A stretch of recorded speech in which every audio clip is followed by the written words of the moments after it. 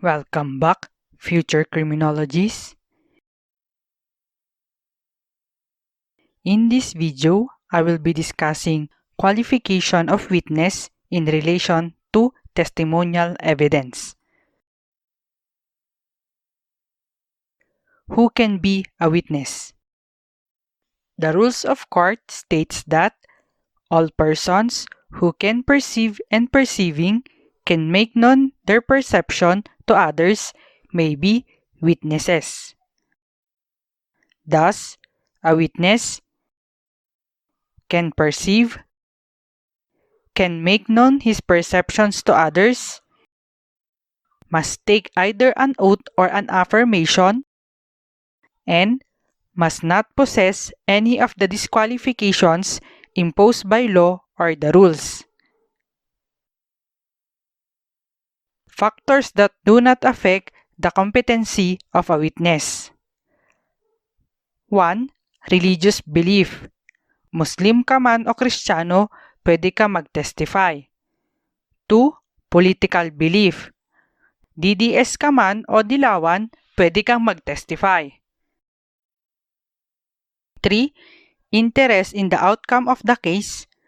The relationship of a witness with a party does not ipso facto render him a biased witness in a criminal case and likewise in a civil case.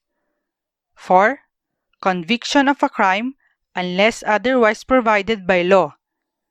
Kung dati nakulong ka sa krimeng estafa, pwede ka pa rin mag-testify as witness sa kaso ng murder.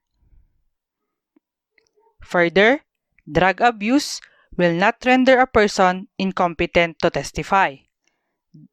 Drug abuse becomes relevant only if the witness was under the influence of drugs at the time he is testifying.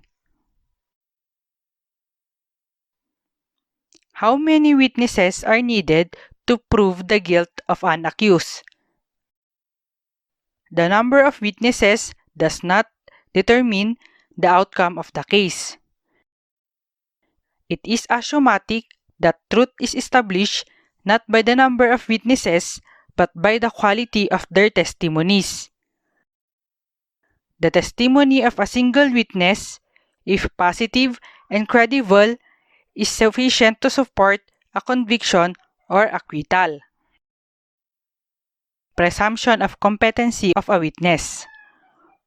When a person is offered as a witness, he is presumed to be competent.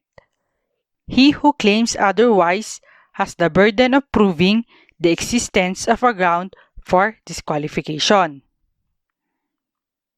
Time when the witness must possess the qualifications. The qualifications and disqualifications of witnesses are determined as of the time said witnesses are produced for examination in court or at the taking of their depositions. Mismong time na nagte-testify sila, doon natin i-determine kung competent siya or hindi. Kung nabaliw siya after siya nag-testify, valid pa rin yung testimony niya. For example, an insane person can testify during lucid interval. Thank you for watching. If you like this video, don't forget to share it and to subscribe.